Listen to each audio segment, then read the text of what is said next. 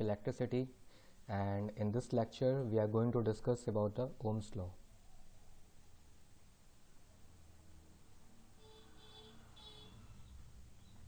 So now let's talk about the Ohm's law. So according to the Ohm's law, at constant temperature, the current flowing through a conductor is directly proportional to the potential difference across its end. Okay, so this was the statement of Ohm, who was a German scientist, and he has actually developed a relation between the current and the potential difference. Okay, so what he told, or he concluded from his experimental research, that the current is proportional to the potential difference. Okay, or you can also write the same relation, that potential difference is also proportional to the current. Okay, but this is the relation that is valid on the constant temperature. So it is saying for the constant temperature. So if you relate the proportional sign, that is when you remove the proportional sign, then we will get V is equal to R into I. Okay, R into I. So this R is known as a constant, and that is also termed as the resistance of a conductor. Okay, resistance of a conductor. Now we can also write R as a ratio of potential difference upon current, that is V by I. Okay, V by I. So here is the graph that was concluded by Ohm's law, that between the V and the I, when you try to increase the potential difference,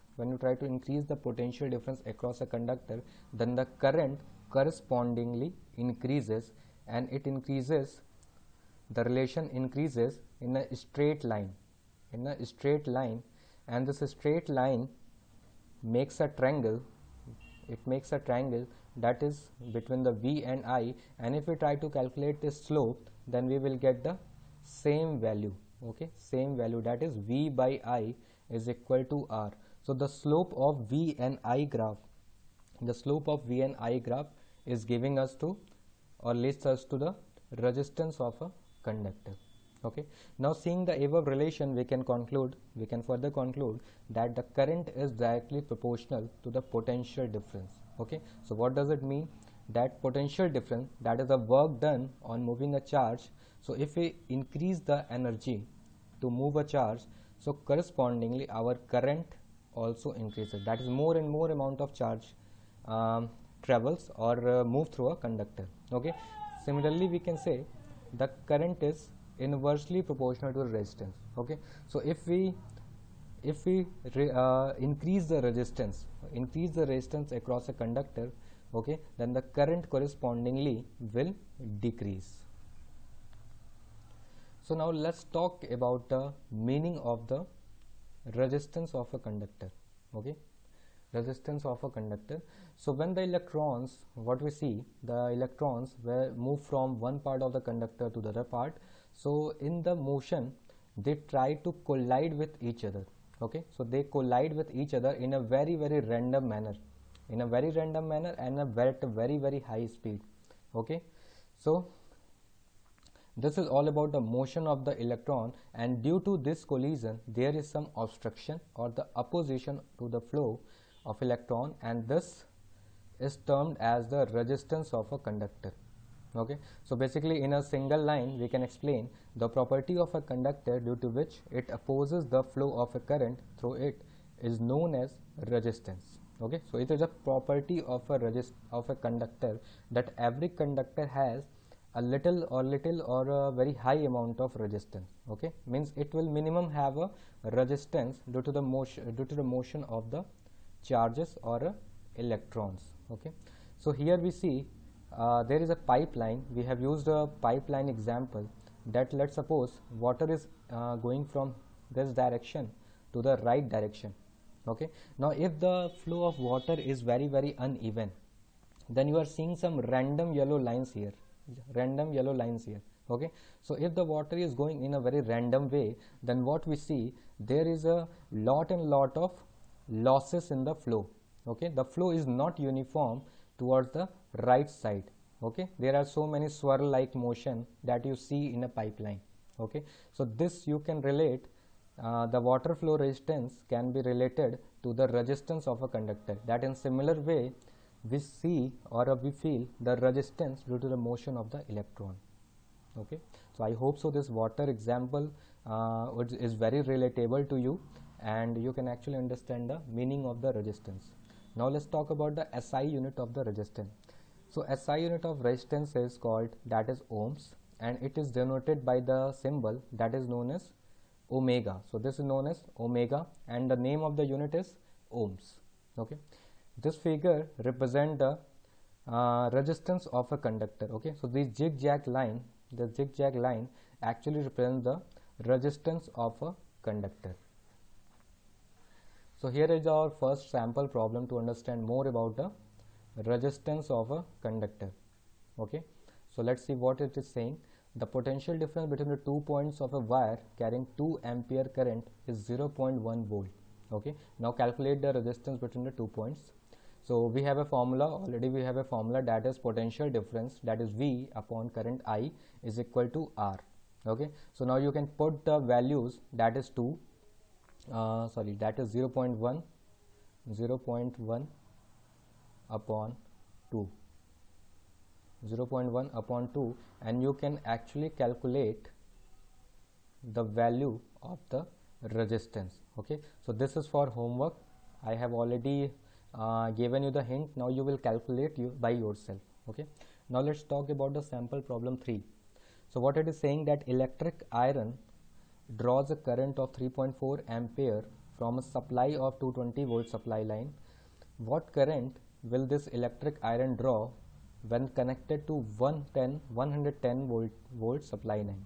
Okay, so there is an electric iron that is already connected to 220 volt and it is consuming a current of 3.4 to operate. Okay, so what it is asking, that if it is plugged out of 220 and then connected to 110 volt, so what is the now requirement of the current for working of electric iron? Okay, so first we need the resistance of the electric iron. So electric iron is a kind of conductor, so first we need to calculate the resistance of the iron. Okay, so how we will do that? We'll again use the formula, that is V by I equal to R. So put the values, that is 220 volt upon 3.5, it is 3.4 volt. Okay, and then when you will calculate the R, then you are getting the value, that is 64.7. so it is the resistance of a electric iron. Okay, but the question is not completed yet, because it is asking when the iron is plugged to the 110 volt, what is the current? So here again use the same formula. Now replace the V with the term, that is 110. Okay, resistance we already know, we have calculated, and the current that we need to find. Okay, so now shift the current to the right side and bring the resistance below. Now you have to calculate this term and you will get the value of current. So do it again by yourself as a homework. Now since we have already understood that what is the meaning of resistance, that because of the random motion of electrons,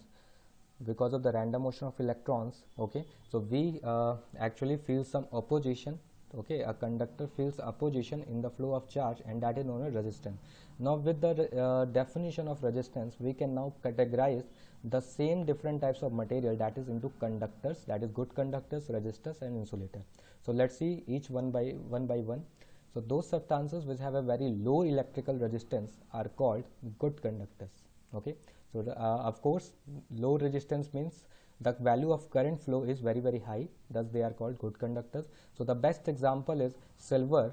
Okay, and after that followed by copper and then the aluminum. Okay, so if you want a very good conducting wire, so first you will select silver in the series, then copper and then aluminum. Okay, now come to the second. So those substances which have comparatively high electrical resistance are called resistors. Okay, so there are some substances that have a very high electrical resistance. Okay, have a high electrical resistance, and they are the examples like alloys like nichrome, manganese and constantan. Okay, so in figure also, the first figure actually revolves about the good conductor, that is a wire that is made of silver, copper, aluminum. Okay, now see the second figure, the heating element of electric iron is made of nichrome wire. Okay, so this nichrome wire is a resistor. Okay, so do not confuse or misunderstood with the insulator. Okay, now let's see what is insulator. So those substances which have a very high, that is infinitely mean a very large amount, okay, that you cannot actually calculate, a very high amount, the infinitely high electrical resistance are called insulators. Okay, so example is rubber is a very excellent insulator. Okay, so in third figure you can see that electricians generally wear a rubber gloves to protect themselves from the electric shocks. Okay, so these have generally a very infinite amount of, or a very large amount of electrical resistance, and the current is almost zero. Okay, so what is the difference between the resistor and the insulator? So both have high resistance, but they have very high, which about the insulators have comparatively very higher resistance, and also the current is almost zero, current is almost equal to zero. But in resistor, resistance is high but current is not zero, so it means they have also a good amount of current that is flowing through them. Okay, now let's talk about the dependence of the electric resistance. Okay, we will see one by one that what are the points on which our resistance depend. Okay, so generally the electric resistance of a conductor or a wire depends upon different factors like the length of the conductor. Okay, so let's see, the resistance of a conductor is proportional or directly proportional to its length. Okay, that means R is proportional to length, meaning so if you try to increase the length of the wire, that is if the length of the wire is doubled, its resistance also get doubled. Okay, its resistance also get doubled. But if you half the wire, okay, if you cut the wire into two halves, then resistance of the cutted wire, okay, of any individual wire will also get half.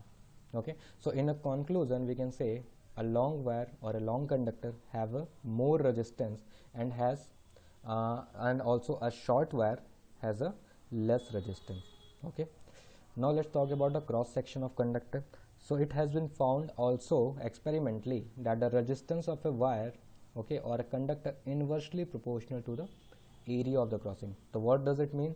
That if the area of the cross section of a wire is double, then the resistance get half. Okay, then it decreases because of the increase in the area. So this is called inversely proportional rule.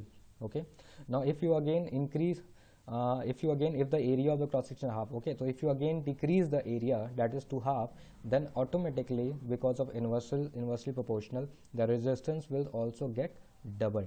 Okay, so in single line we can conclude that a thick wire has a less resistance, okay, and a thin wire has a more resistance. Okay, now we have one more diagrammatical example to understand that what we have just studied. So let's suppose this is a 1 meter wire conductor and this is another 1 meter wire conductor, and both have individual resistance of R and R. Okay, same resistance and same meter. Okay, now what I did, I have joined the two wires. Now the wire became of 2 meters. Now the wire becomes the 2 meter. So because of increase in length, according to the rule that we have studied, the resistance will become also increase, and it will become 2 times of individual resistance, that is 2 times of R. Okay, so resistance actually increased because of length of the increase in the length of the wire. Now let's see about the second point, that is about the area. So let's suppose this is a cross section of a wire. Okay, a cross section, that is a rectangular cross section I have used here. So if the 2 meter is square, so it is of 2 meter square cross section have a resistance R. Okay, now if somehow you have decreased the cross section area and made it to the 1 meter square, then because of decrease in the area, we have just studied, because of inversely proportional, the resistance will increase because of lowering of the area. So as we have decreased the area from 2 to 1, so what will happen? The resistance become 2 times of it. Okay, so I hope you have understood the significance of the length and area. Now let's talk about the effect of nature of the material. Effect of the nature. Okay, so electric resistance of a conductor or a wire depends upon nature of a material of which it is made. Okay, so this is important, that of what wire you are talking about. Like you are talking about silver, so this nature is different from the copper, and copper nature is different from the aluminum. Okay, so if we take two similar wires of equal length and diameter, okay, like copper metal and nichrome wire, okay, then R of the nichrome wire is about 60 times more than the copper wire. That is, resistance is 60 times more than the copper wire. Okay, so it is also depending on the nature of the material, that of which material our wire is made. Now let's talk about temperature. So it has been also found that resistance of pure metals increases on raising the temperature and decreases on lowering the temperature. Also, the resistance of alloys like manganese, constantan and nichrome is almost unaffected by temperature. Okay, so if we talk about alloys, there is no effect of temperature, but if we talk about pure metal, then let me draw the diagram that this is your resistance, and this is your temperature.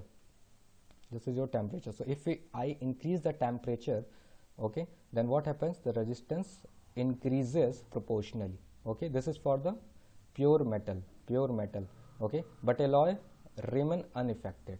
So keep this in mind. Now let's talk about the resistivity. There is one more term, that is resistivity. Okay, so up to now we have already concluded that resistance is proportional to the length, inversely proportional to the area. Now if we combine these both, then we can write R is proportional to L by A. Okay, now if I remove the proportional sign, okay, the proportionality, then it will become equal, and here comes a constant. Okay, here comes a constant, and this constant is denoted by this symbol, that is known as rho. Okay, this symbol is known as rho. Okay, and this quantity, constant quantity, is known as the resistivity of a material of a conductor. Okay, and sometimes it is also known as specific resistance. Okay, so now let's suppose what is the meaning of this resistivity. Okay, so you are here seeing the relation, that is R is equal to rho L by A. Okay, rho into L by A. Now let's suppose the length of the conductor is 1 meter and also the cross section area is 1 meter square. Okay, so what you are seeing, that R is proportional, or R is equal to rho, that is resistivity.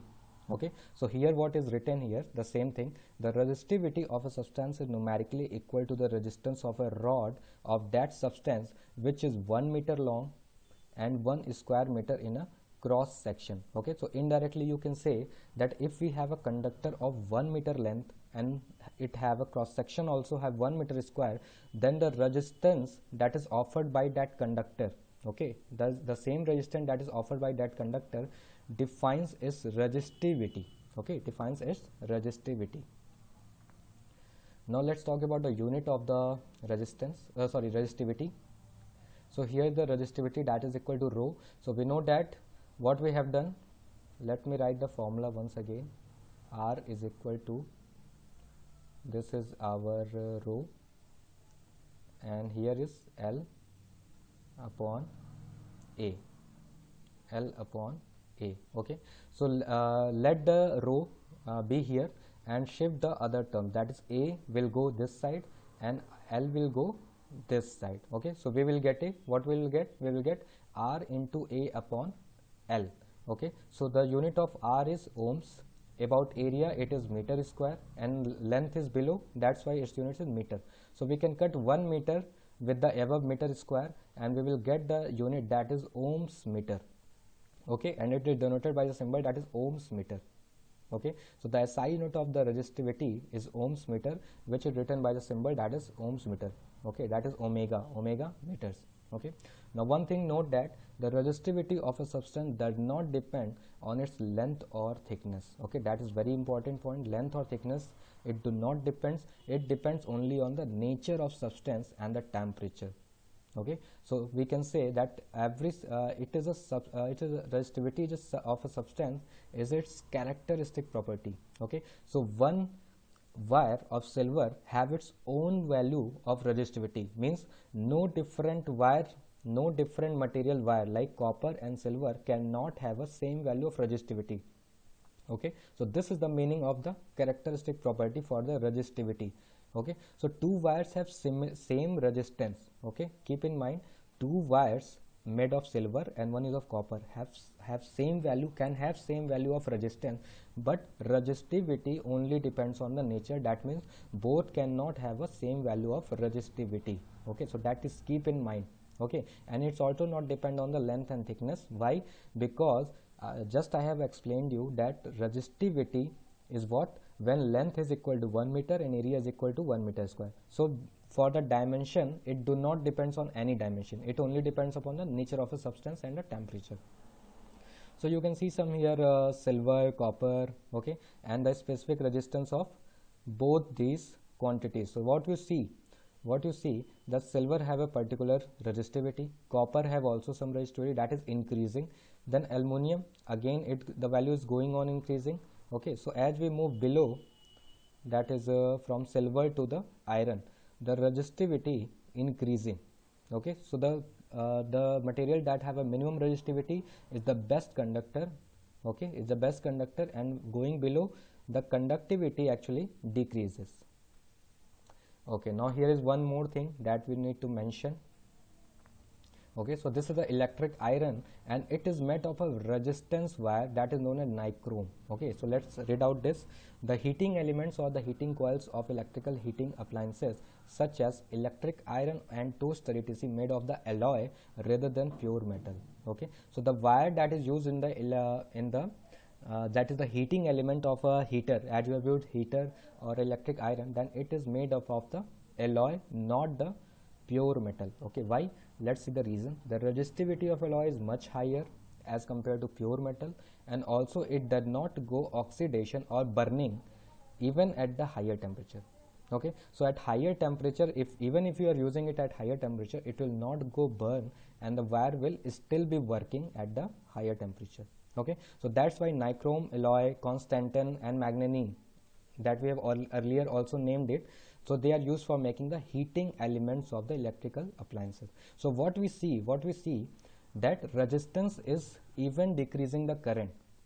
Okay, it is opposing the current, but resistance is also useful term because it is used in electric iron for the heating purposes, also in the heater, toaster and the electric iron. Okay, so these are also the application of resistance. So resistance is not always a bad thing, in fact it is also very, very useful for us. Okay, so I hope you would like the lecture. So thank you so much, and in next class we will discuss about the series or parallel combination of the resistance. Okay, thank you so much.